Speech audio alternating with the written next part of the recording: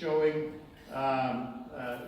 nationally by where we're at and obviously internationally. When you look around the world, we are a really, really strong economy in comparison to where everybody else is going. So that's why money just keeps running to our marketplace rather than running to other spots. 30-year interest rates dropped, well, to a 13-month low last week at 4.28, and the 15 years down to 3.71. The average adjustable rate mortgage, which seems odd, but the average adjustable rate mortgage is now for $700,000. So it tells you that who's running to use that type of mortgage market. The other thing was, it was 5% a year ago were the number of ARMs that were being created and used and closed, and now it's up to 9.5%. The percentage of the number of loans closed. So ARMs have almost doubled within a year, so it's a product we're going to see again. They feel that our overall economy has been temporary. It expanded by 2.9%. Now I know when we throw those numbers out there, okay, well 2.9% is pretty good.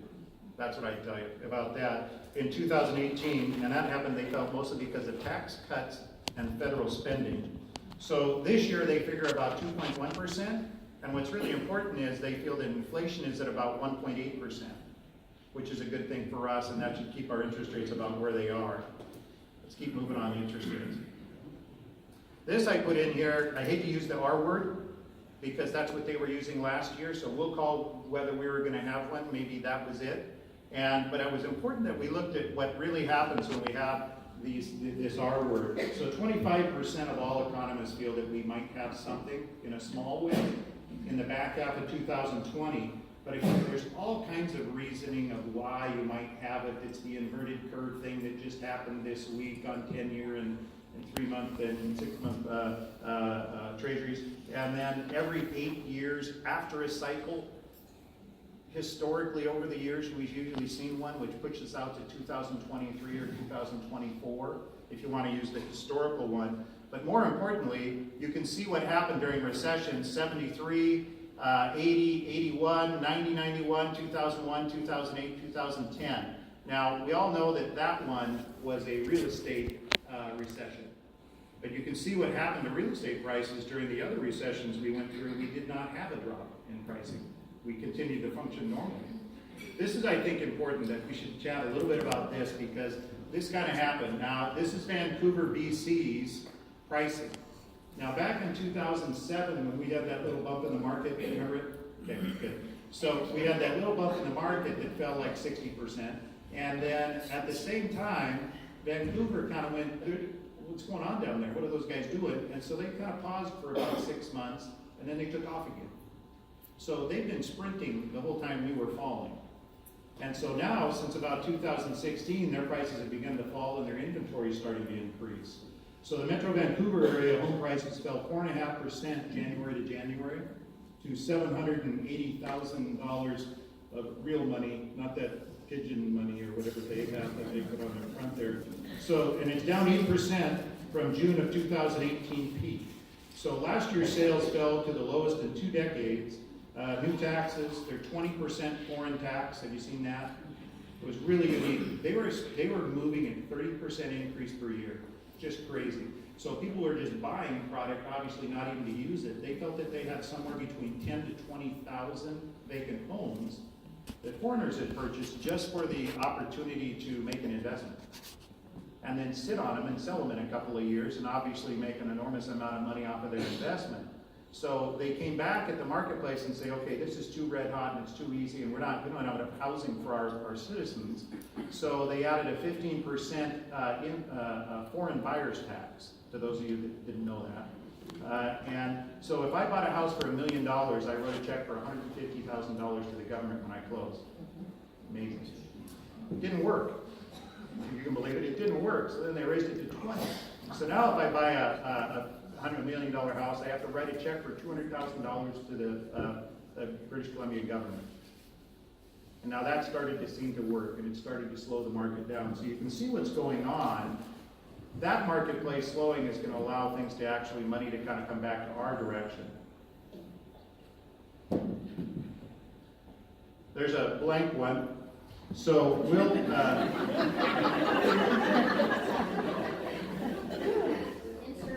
Yeah, shadow puppet time. wanted to share with you the Chinese investment market, and it's changed dramatically. Last year, you can stand up there, but no, okay, never mind. So last year, what happened in, for example, Seattle, the market obviously just hit a real halt. And we started taking a look at what had happened.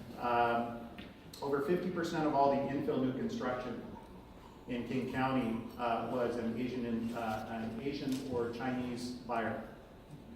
And it shrunk to less than 10%. And so all the all-cash close in 2 weeks offers started disappearing. So all of a sudden the market shuttered and stopped and started slowing down. And that's what's gone on now for about the last 2 years. If you look at commercial purchases and commercial sales, 1/10 of the Chinese investors are now buying as opposed to selling. With me on that? So it used to be 10-to-1 the other way. Now it's 10-to-1 selling to buying. So it's changed dramatically in our infill marketplaces. Hey, we're back. So the millennials, we got to talk this language, right? I saw Spencer back there. You're an old millennial. Sorry, you're an old millennial. So 6.6% of millennials, or 66% of millennials, still think home buying is a great long-term investment. 72% say affordability is keeping them out. Only 40% can even afford the median price range in their marketplace where they're trying to purchase. Big problem. Almost half of the millennials now say, okay, I want a house. I'm willing to drive. So now almost half say, I'll get to the suburbs. I won't live in town if I can afford, if I can get a house. Renters in Seattle will take 13 years to save a 20% down payment now. Do that. It will take 2 years and 4 months in the Seattle area to save a 3.5% down to do your FHA purchase. Renters are now up to 41.1% of their living expenses is rent. Shouldn't be above 35. Should be 33 if you can make that work. Their income for household expenses should be, we talked about that. Seattle buyer median income now is $114,000. The median income of the area is 82. The median income for a renter is only 55,000. And the median rent down there is about 2,100. So I'm making 55 a year and I'm paying 2,100 a month in rent. Ouch. I've got a lot of roommates. Around the rest of the U.S., the typical renter, never mind. In the U.S., about 1/3 of all people are renters, but in the Seattle marketplace, half of the marketplace are renters, can't afford to live. 55% of mortgages last year were to first-time buyers. The single millennial buyers, 62% are male, 32% are now single women, and it's just the opposite of all other purchases, which is really unique. So the number 2 buying group in the entire country is single women of all age groups, almost 18% of the market, almost 8% of single men now. Now, 5 years ago, it was just the opposite of that. It was single men and single women. We just can't keep our credit straight. That's all it comes down to. I like shiny objects, I like big trucks and big TVs, so I'm going to mess that up. We need to speak this language. We need to speak it as well as we can. So millennials and baby boomers are still our largest buying groups nationally. Let's talk about this real quick because I think it's really important. I've always felt that jobs and population are what actually drive our market. And you're going to take a look at where our population is going here, and you can tell just by reading that where we're at. So King County in 2016 added 76,000 people, 72,000 in 17, and 65,000 in 18. And we're going to get to our local stuff here. Just remember, the freeway is still the same size, right? Okay. So 1.2 to 1.6 million people are going to move into the Puget Sound area in the next 20 years. So that's from the edge of Skagit down to Thurston. Here's a better number to work off of. Seattle has about 800,000 people. So in the next 20 years, you gotta build 2 Seattles to take care of the people. Here's a better one. Snohomish County's got 800,000 people. We're gonna cram 200,000, sorry. We're gonna associate in nicely 200,000 more residents in the next 14 years into Snohomish County. So Snohomish County has to build another Everett, Edmonds, and Marysville in the next 14 years just to house the people that are going to move there. So is real estate going to be worth more money? Is it obvious? So if we're going to have a governmental, this isn't sarcasm, this is just what it is. If we're going to have governmental control on the expansion of urban growth boundaries to not allow for future housing, and you know that these people are fighting to get in here, and you know that we're going to keep increasing jobs because we're one of the top 2 employment areas in the country, you know that real estate will have to go up in value. And you know that the Tacomas, and you know that the Mount Vernons, and you know that the suburbs are going to have to increase in value because that's the price range that everybody's running for. If you were to take a look at most marketplaces, you'll see that on the high end, we saw our biggest decrease in pricing. In the middle end, we saw somewhat of a moderate and maybe evening out in the last year, but in our lower price ranges, we saw what? No inventory and at least a 10% increase in pricing in all of our markets. So we know we're headed there, we just have to figure out the product that we're going to use there. Which leads me into one quick thing. We have a lot of input into what happens land use wise. I sit on a lot of land use committees, and I am unbelievably surprised, and this is not a criticism because this is not their job. Our electeds are intelligent people, but they don't work on real estate every day, do they? They aren't land developers, they're not real estate people, but you guys are. And any type of input you put in at a political level, whether it be a city council or a county council meeting, you're telling someone something they don't know. Because I've testified at a number of those different meetings, and we're bringing education to there that the marketplace just doesn't really understand, especially our electeds. So I'll give you, you'd be surprised what you say and how it can be pushed forward. And we have probably the largest increase in Snohomish County in future housing over one simple thing. This is the truth. My son moved to Seattle, and I went down and visited their 750 square foot 3-bedroom apartment, and that whole thing stunk like feet. And it was, and I'm not exaggerating, it was as simple as that. I went down and went, nobody lives like this, you guys. And he was at one time, I say was, because it's fun for me to say, he was an athlete at one time. So he was a basketball guy, and he had transferred back to the University of Washington. So he was in a redshirt year, and, oh, don't worry, I'll kill this story quickly. And what ended up happening was, he just rented an apartment, wanted to live off campus, because you don't live off campus. Went down there and took a look and said, nobody should live like this. And so I thought I had a brilliant idea in 2007 of buying a townhome in downtown Seattle. And I thought, okay, I'll throw these knuckleheads in there and they can pay me rent. Never got me rent, but got in there. And I said, okay, now you can at least live normally, and we'll wait for the increase in value and make it work. But it was as simple as buying that unit that wasn't a condo. It was a fee simple townhome. And I said, wow, this product could work in Snohomish County. We could sell this. And we could sell a lot of it. So let's start an ordinance. So we were very politically involved at that point. And so we pushed the fee simple townhome ordinance through in Snohomish County, which we didn't have at the time. We didn't have any product that we could sell in between a single family house or possibly a stacked condominium until that went away. So all of a sudden now I take a look at what we've got 5 years later, after we passed the ordinance, and we've got from Everett down to the King County line, we have almost 2,000 townhome units in the system.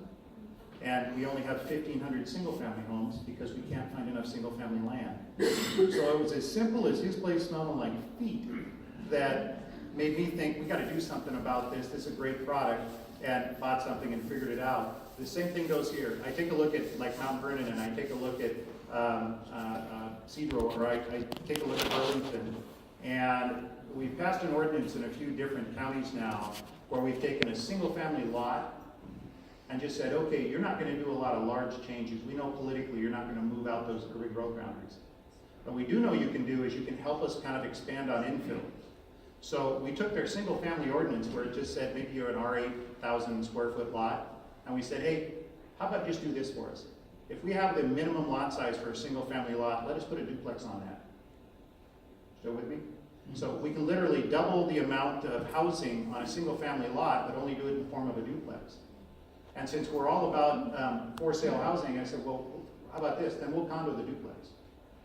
I don't know if you've had a lot of product where you've had the opportunity to do that, but if we can change that one ordinance where a single family lot can become a duplex lot, and then we can condo the duplex and get 2 saleable units, affordability and infill at the same time, it's something we need to continue to talk about our cities with and say, hey, here's a product. We know you guys don't want high-rise everywhere. We know you don't want 5-story apartments. What we can do is just take baby steps.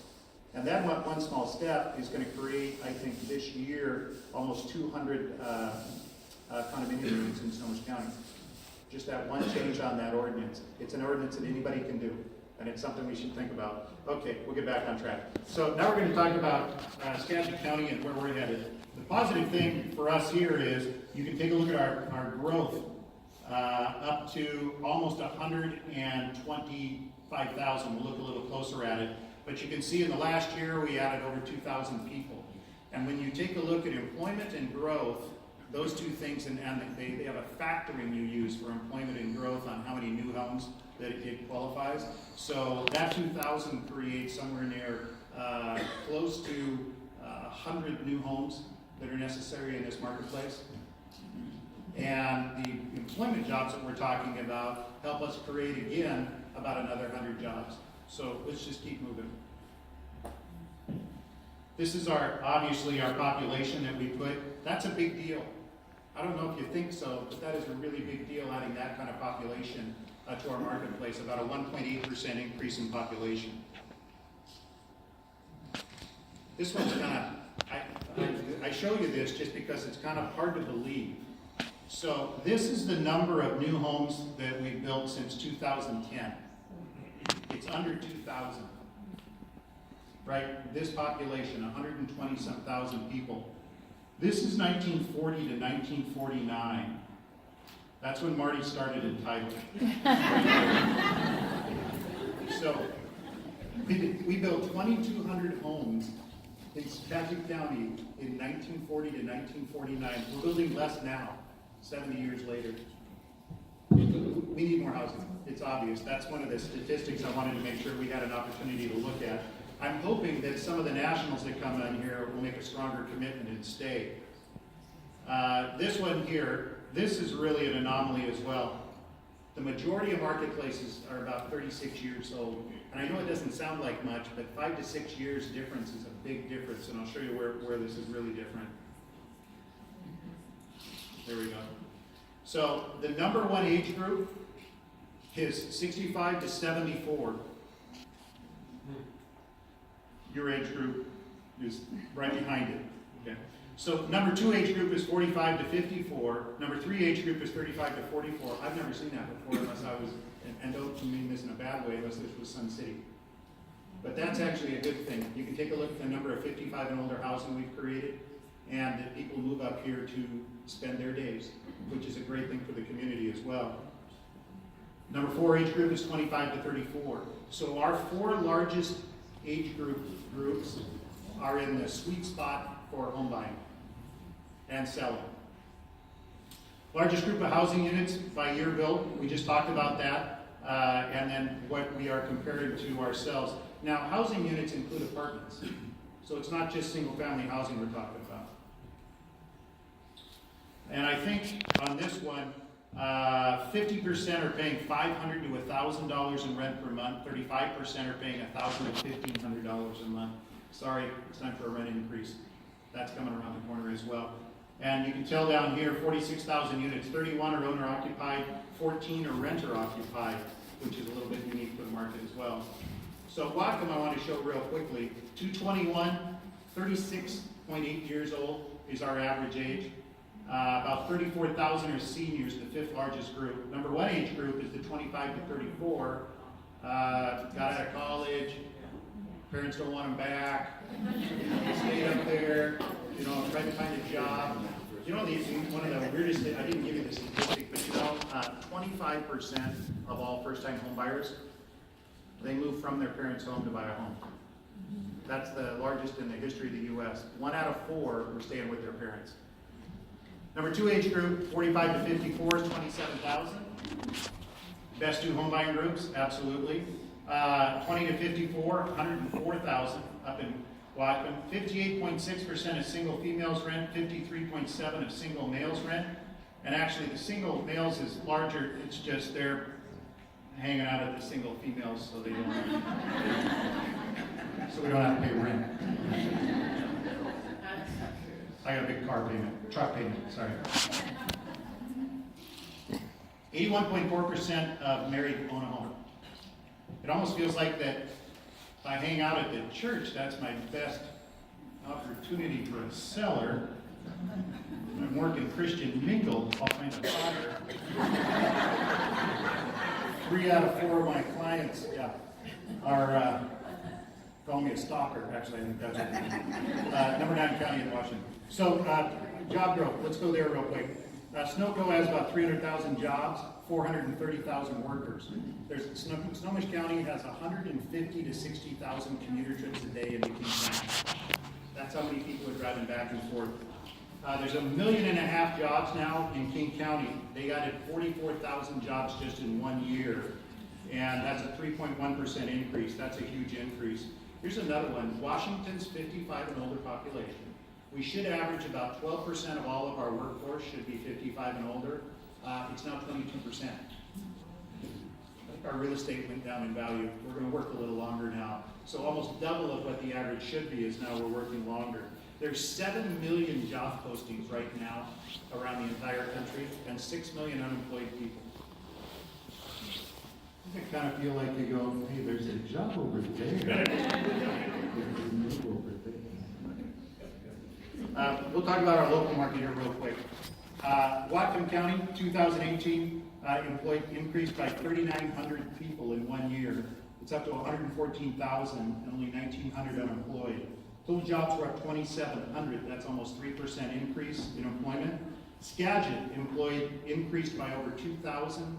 So over 2,000 more people are living here and working. That's about 61,000 workers now in our county. 1,300 are unemployed, and about 1,400 job increase, 1,400 new jobs, about 2.8%. Island County increased by 290 jobs, I think that's one Starbucks, or 1.8%, and actually San Juan, we added 30 jobs. So what I was trying to share with you more there is every one of our marketplace we added jobs. Every one of them have increased, and you can tell here where our unemployment rate is. Let's keep moving because I want to go over some statistical information for where we went. So here's Skagit. I don't know if you can all read this, but I wanted to make sure NC stands for new construction, but I wanted to go over some pricing and sales. You can see that obviously our pending sales were down February 2018 versus 19 in both marketplaces, about 20%. You can see that our values stayed almost the same, our median price in January, and down a little bit, maybe 3.6% down in February. Whatcom, up in January, about 7%, and up again in February.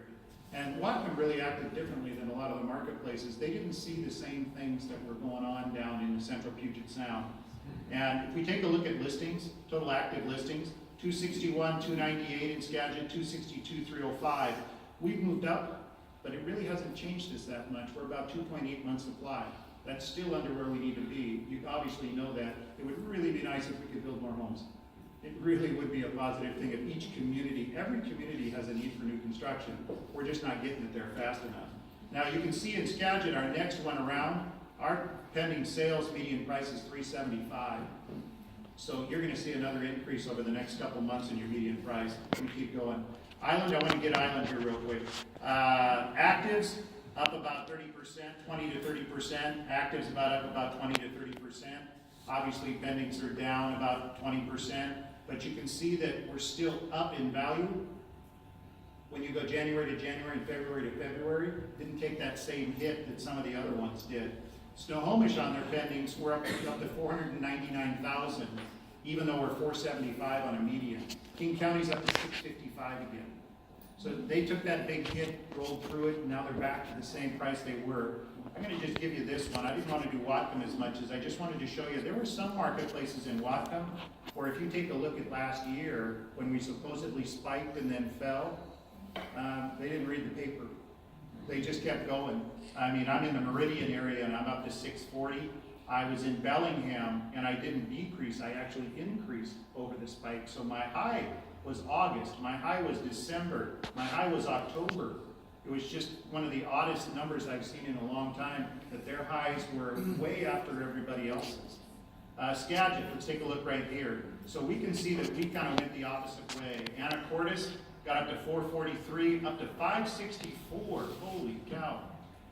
Wow, I didn't even see that one. So down to 357 on a median, but that's month over month, a year apart. So there's been a big change in that market. LaConner, both of those homes sold for more money.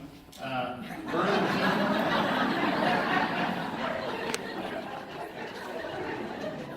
So Burlington, obviously, you can see that Burlington actually shows they're 50 grand higher than they were a year ago, but obviously their median fell. Lyman, you know, that one trailer with the flat tire, you guys, it sat there too long, so you sold it, and you sold it for 70. So there you go. You're up to 261. So Mount Vernon's always a good market to take a peek at. 329 up to 374 on a median price, and came back down to 367.